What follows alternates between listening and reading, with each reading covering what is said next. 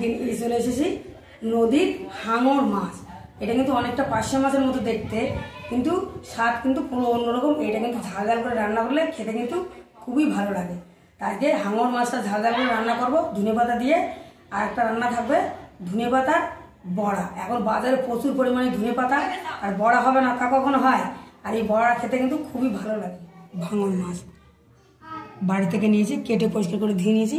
অনেকটা পার্শে মাছের মতো দেখতে, কিন্তু টেস্ট পুরো অন্যরকম। এখন হাঙর মাছে লবণ হলুদ মাখিয়ে ভেজে নেব।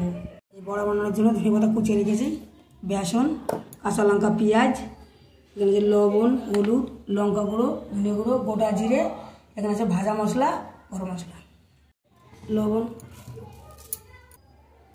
হলুদ। আজকে মাছটা বন্ধুরা আমার হাত লাগাচ্ছে না, হাতটা একটু কেটে গেছে মাছ কাটতে গিয়ে। আর বটিটা যা নড়বড়ে আমাদের, ওই জন্য খুঁটি দিয়ে লবণ ফুটটা মাখাচ্ছি। মাছ ভেজে নেব। মাছ একটা করে মাছগুলো দিয়ে দেবো খুঁটি দিয়ে। সামান্য তো হাত কেটে গেছে আমার, হয়তো হাত প্রচণ্ড জ্বালা করবো। এই 5-6 পিস করে মাছ ভেজে নেবো। এগুলো 1 পিস ভাজা হয়ে গেছে, উল্টিয়ে দেবো।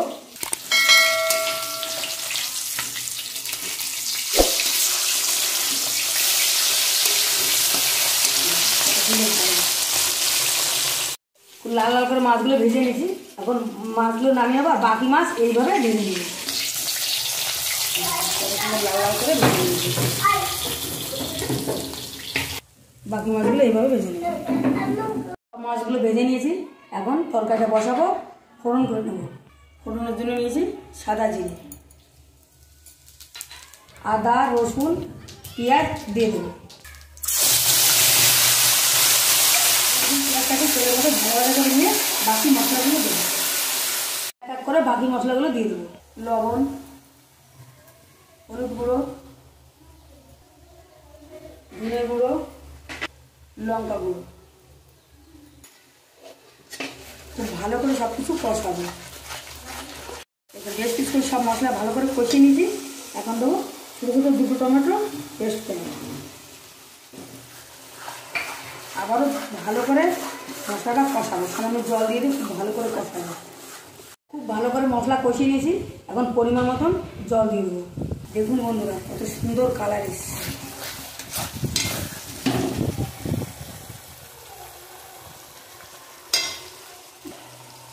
জল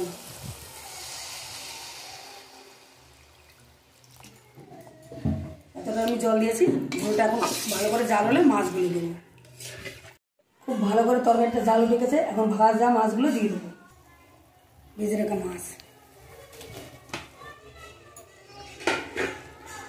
মাছগুলোর মধ্যে একটু ভালো করে ডুবিয়ে দেবো।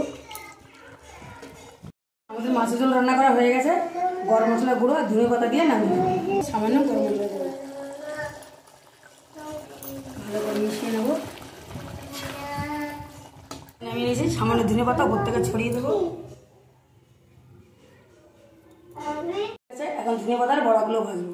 কাঁচা লঙ্কা কুচি, পেঁয়াজ কুচি, লবণ, হলুদ গুঁড়ো, ভাজা মশলা, বেসন, সামান্য জল দিয়ে খুব ভালো করে মাখবো।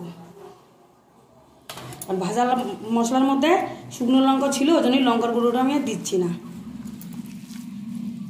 ভালো করে মেখে নিয়েছি, এখন বড়াগুলো ভেজে নেব। এইভাবে হাতে করে অল্প অল্প করে নেব। সাদা তেলে বড়াগুলো ভাজছি, বড় বড় করে দেবো। সামান্য পরিমাণে হাত কেটে গেছে, ওই মাছে লবণ মাখানো খুঁটি দিয়ে, কিন্তু এটা তো হাত না লাগালে হবে না। তাড়াতাড়ি করে দিয়ে দিই আর হাত ধুয়ে দিতে হবে। হাত কেনা পাচ্ছে 5টা করে দিলাম। ধনেপাতা বড়াগুলো উল্টে দেবো। সুন্দর লাল লাল করে ভাজা হয়। এরকম ধনেপাতার বড়া আর টমেটো ধনেপাতা দিয়ে ডাল থাকলে দুপুরবেলাটা পুরো জমে যাবে। একদম আমরা মাছের জল দিয়ে ধনেপাতার বড়া খাবো। ধনেপাতার বড়া 1 খোলা ভাজা হয়ে গেছে, এখন নামিয়ে নেবো। লাল লাল করে ধনেপাতার বড়াগুলো ভেজে নিয়েছি, নামিয়ে নেব। এইভাবে ধনেপাতার বড়াগুলো ভেজে নেব।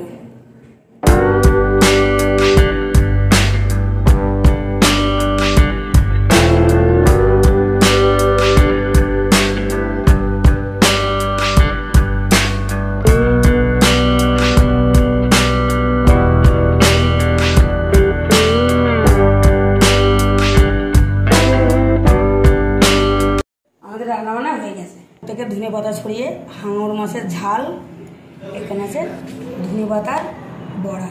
একটা বড়া খাই। আমি প্রথমে আপনাদের ভেঙে দেখাচ্ছি, কত সুন্দর সিদ্ধ হয়ে গেছে।